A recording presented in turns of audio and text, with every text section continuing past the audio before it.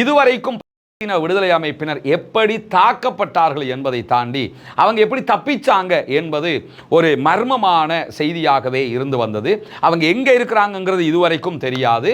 இப்படியான ஒரு சூழல்ல அல் ஜசீராவினுடைய அரபு பக்கம் பாலஸ்தீன விடுதலை அமைப்பினர் தங்கி இருந்த நேரம் தாக்குதல் நடத்தப்பட்ட போது என்ன நடந்தது, அவர்கள் எப்படி தப்பித்தார்கள் என்பது தொடர்பாக அந்த நேரத்தில் பாலஸ்தீன விடுதலை அமைப்பினரோடு இருந்த பாலஸ்தீன விடுதலை அமைப்பின் முக்கிய தலைவர்களில் ஒருவராக இருக்கக்கூடிய காசி அல் ஹம்மாத் அவர்களை பேட்டி எடுத்திருக்கிற செய்திகள் வெளியாகி இருக்கிறது. இவர்தான் அல் ஹம்மாத் அவங்க. அவர் என்ன சொல்றாருன்னா, நாங்க எப்படி தாக்கப்பட்டோம் என்பது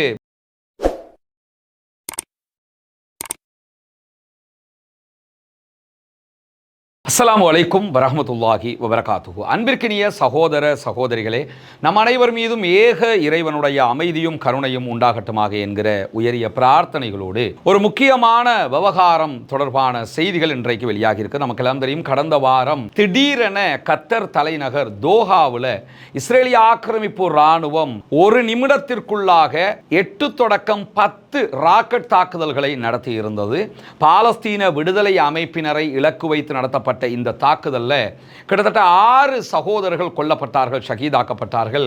கத்தர் பாதுகாப்பு பிரிவைச் சேர்ந்த ஒரு சகோதரரும் பாலஸ்தீன விடுதலை அமைப்பினுடைய தற்போதைய தலைவர்களில் ஒருவராக இருக்கக்கூடிய கலீல் அல் ஹையா அவர்களுடைய மகனும் பாலஸ்தீன விடுதலை அமைப்பினருடைய தோஹா அலுவலக பணியாளர்களுமாக மொத்தம் 6 பேர் இந்த தாக்குதல்களில் கொல்லப்பட்டாங்க, ஷஹீதாக்கப்பட்டாங்க.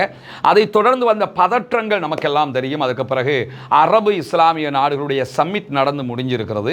இந்த மாதிரியான சம்பவங்கள் எல்லாம் இடம்பெற்றதற்கு பிறகு இதுவரைக்கும் பாலஸ்தீன விடுதலை அமைப்பினர் எப்படி தாக்கப்பட்டார்கள் என்பதை தாண்டி அவங்க எப்படி தப்பிச்சாங்க என்பது ஒரு மர்மமான செய்தியாகவே இருந்து வந்தது. அவங்க எங்க இருக்கிறாங்கிறது இதுவரைக்கும் தெரியாது. இப்படியான ஒரு சூழல்ல அல் ஜசீராவினுடைய அரபு பக்கம் பாலஸ்தீன விடுதலை அமைப்பினர் தங்கி இருந்த நேரம் தாக்குதல் நடத்தப்பட்ட போது என்ன நடந்தது, அவர்கள் எப்படி தப்பித்தார்கள் என்பது தொடர்பாக அந்த நேரத்தில் பாலஸ்தீன விடுதலை அமைப்பினரோடு இருந்த பாலஸ்தீன விடுதலை அமைப்பின் முக்கிய தலைவர்களில் ஒருவராக இருக்கக்கூடிய காசி அல் ஹம்மாத் அவர்களை பேட்டி எடுத்திருக்கிற செய்திகள் வெளியாகி இருக்கிறது. இவர்தான் அல் ஹம்மாத் அவங்க. இவங்க தாக்குதல் நடத்தப்படுகிற போது பாலஸ்தீன விடுதலை அமைப்போடு குறித்த கலந்துரையாடலில் இருந்தவர்கள். அமெரிக்க அதிபர் ஒரு சமாதான ஒப்பந்தத்திற்கான டிராஃப்டை கொடுத்திருந்தார். இந்த அடிப்படையில் சமாதானத்தை கொண்டு வருவோம்னு கொடுத்திருந்தார். அந்த டிராஃப்ட் தொடர்பான கலந்துரையாடல் தான் அந்த அலுவலகத்தில் நடைபெற்று கொண்டிருந்தது. அந்த சந்தர்ப்பத்தில் அல் ஹம்மாத் அவர்களும் அந்த இடத்திலே இருந்தார்.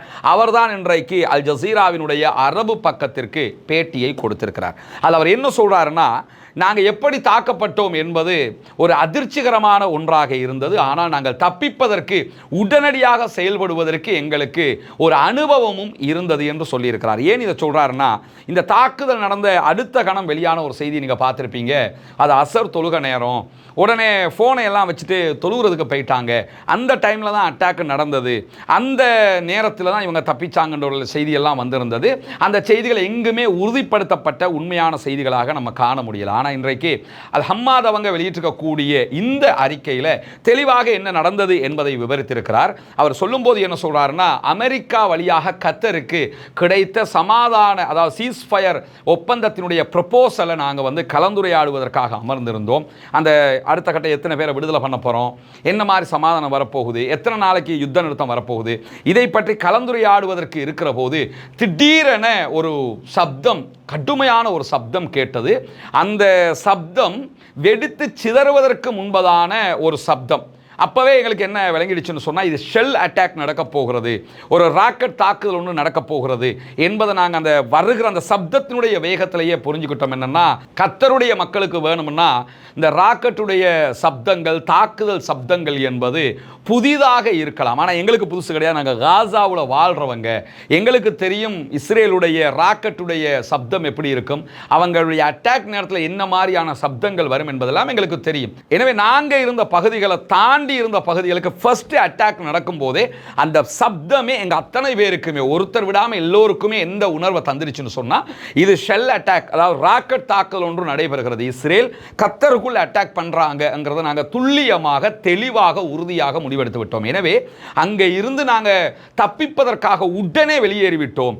நாங்கள் வெளியேறி அடுத்த கணம்தான் அடுத்தடுத்த தாக்குதல்கள் நடைபெற்றது. இந்த தாக்குதல்கள் எல்லாமே ஒரு நிமிடத்திற்குள்ளாக நடைபெற்ற தாக்குதல்கள். ஏன்னா கிட்டத்தட்ட 8 தொடக்கம் 10 ஏவுகணை தாக்குதல்கள், ராக்கெட் தாக்குதல்கள் நடத்தப்பட்டது.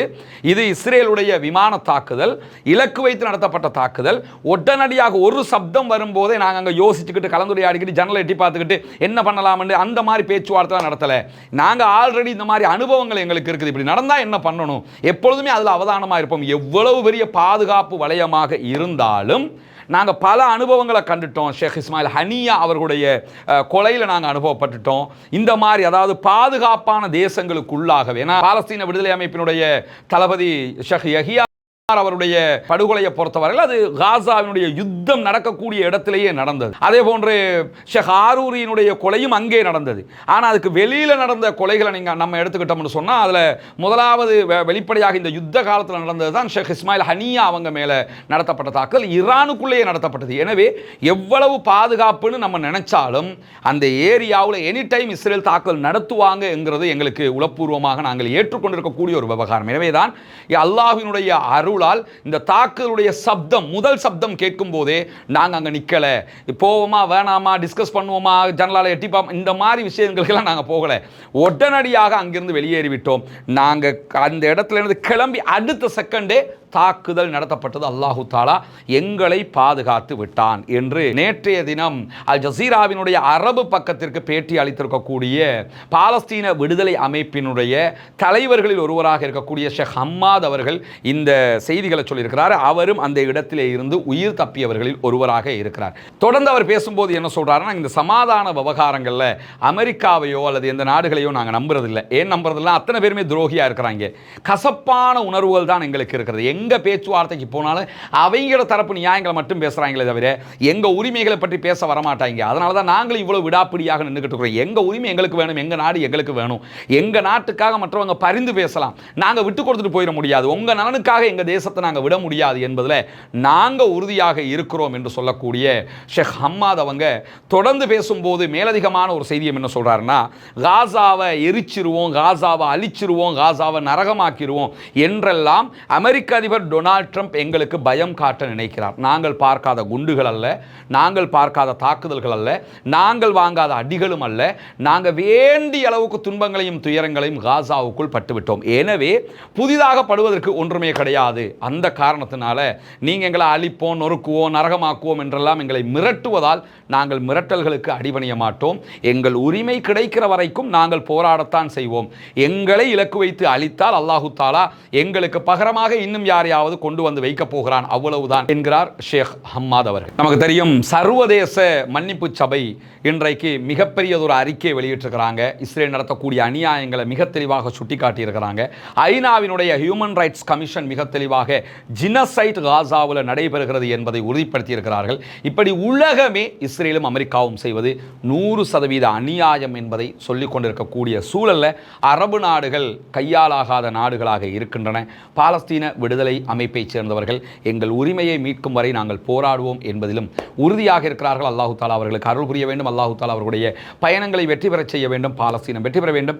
பாலஸ்தீனம் சுதந்திரம் அடைய வேண்டும். பாலஸ்தீன மக்கள் நம்மை போன்ற நிம்மதியானவர்களாக வாழ வேண்டும், மாற வேண்டும் என்கிற உயரிய பிரார்த்தனைகளோடு பாலஸ்தீன அப்பாவிகளுக்காக தொடர்ந்தும் பிரார்த்திக்கிறார். அதே நேரம் இஸ்ரேல் ஆக்கிரமிப்பு ராணுவத்திற்கு எதிராக தொடர்ந்தும் கொண்டு நாசிலாவை ஓத மறந்து விடாதீர்கள், தவிர்த்து விடாதீர்கள் சகோதரர்கள் என்கிற கோரிக்கைகளோடு ஜனநாயக ரீதியாக பாலஸ்தீன மக்களுக்காக குரல் எழுப்புவோமாக. வாஹிர் தஅவானா அல்ஹம்துலில்லாஹி ரப்பில் ஆலமீன். நம்ம ஏற்கனவே அங்கே 5 வீடுகள் கட்டியிருக்கிறோம் அல்லாஹ்வோட உதவியில். இப்போ இந்த பகுதியில் நம்ம 3 வீடுகள் கட்டுறதுக்குரிய லேண்டு நம்ம எடுத்திருக்கிறோம். ஒரு வீட்டுக்கு கிட்டத்தட்ட 6 பர்ச் அளவுக்கு காணி இடம் கொடுக்குறோம் நம்ம. எனவே இதற்குரிய உதவிகளும் நாங்கள் உங்கள்கிட்ட மட்டும்தான் எதிர்பார்க்க முடியும். இறைவனுடைய உதவியால் உங்களுடைய ஜக்காத்துக்கள், தான தர்மங்கள், சதக்காக்களை இதற்காக நீங்கள் தந்து உதவுகிற பட்சத்தில் ஏழை மக்களுக்காக செய்யப்படுகிற இந்த புனிதமான பணியில் நீங்களும் பங்கெடுக்க முடியும். ஆனால் தெரிகிற நம்முடைய வங்கி கணக்கிலக்கத்திற்கு நீங்கள் நேரடியாக வைப்பு செய்ய முடியும். வெளிநாடுகளிலிருந்து சில சில பேருக்கு அதுக்கு நேரடியாக பணம் போட முடியலைன்னு சொன்னால் அதில் முன்னால் தெரிகிற என்னுடைய தொலைபேசி மற்றும் வாட்ஸ்அப் இலக்கத்திற்கு நீங்கள் தொடர்பு கொள்கிற போது அதுக்கு எப்படி நீங்கள் பங்களிப்பு செய்ய முடியும் என்கிற விவரங்களை நம்ம உங்களுக்கு சொல்கிறதுக்கு தயாராக இருக்கிறோம். நம்ம ஏழைகளுக்கு உதவுகிற விவகாரத்தில் வறுமைக்கு அஞ்ச வேண்டிய அவசியம் கிடையாது, அஞ்சக்கூடாது.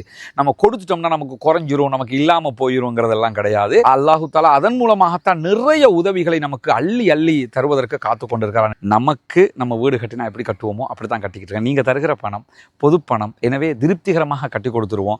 ஏன்னா நாளைக்கு அவங்க எனக்கு அது இல்லாமல் போயிடுச்சு, இது குறையாயிடுச்சு என்று சொல்லி அதுக்கு இன்னொருவரை நாடுகிறதை விட எடுத்து அவங்களுக்கு முழுமையாக அது கிடைச்சிட போகுது. எனவே அந்த விதத்தில் தான் இதை பண்ணிக்கிட்டு இருக்கிறோம். இதற்காக வாரி வழங்குங்கள். வல்ல ரஹ்மான் நம் அனைவரையும் நல்ல செயல்பாடுகளோடு ஒன்றிணைப்பானாக.